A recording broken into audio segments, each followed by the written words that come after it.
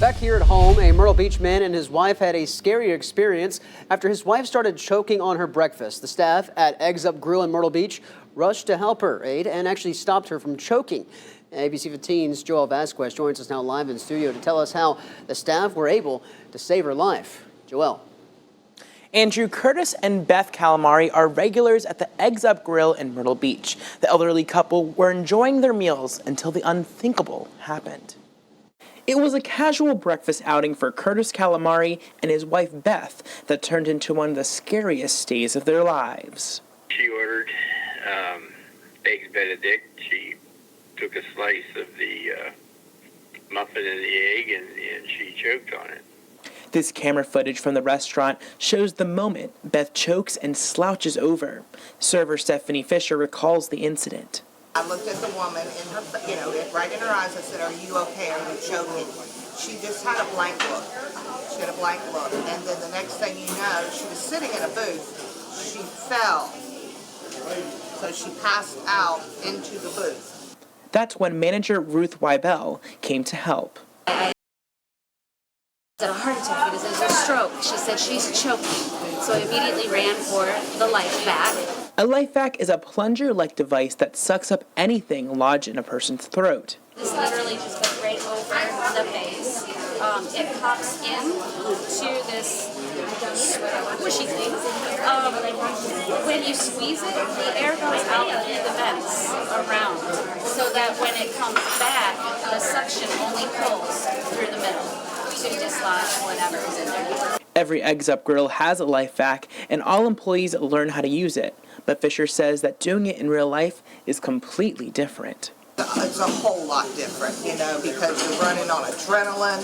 You feel like you have no time. That there's somebody's life that's in jeopardy. But after a couple tries, Fisher was able to get the food out of Beth's throat. I looked at her and I said, "Are you okay?" And she said, "I'm a little dizzy." And I said, "What is your name?" And she said her name was Beth. Mr. Calamari says that he's thankful for everyone who helped save his wife. And I have to say that everybody just was excellent. The people at the Eggs Up Grill, the whole group rushed to help. And if they wouldn't have, I don't know what would have happened, but it wouldn't have been good. Now, Fisher tells me that she is thankful for her coworkers for having her back, and she recommends that all businesses get the life vac because it's easy to use and can save a life.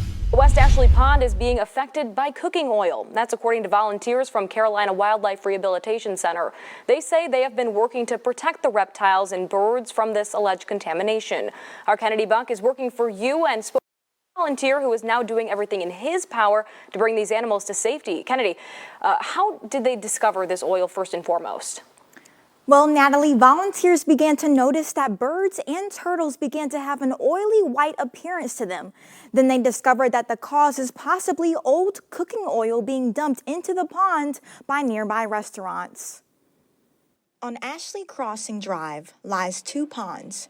Both are filled with wildlife, but these days, one looks different than the other. A restaurant has been dumping cooking oil into a manhole cover that's been washing into this pond. Jordan is a volunteer with the Carolina Wildlife Rehabilitation Center. Recently, he has noticed that the possible dumping of cooking oil is not only affecting the water stream, but also some of the wildlife. And the pond is now contaminated, and we've had fish kill, bird kills, and now all the turtles and an alligator are all covered in oil.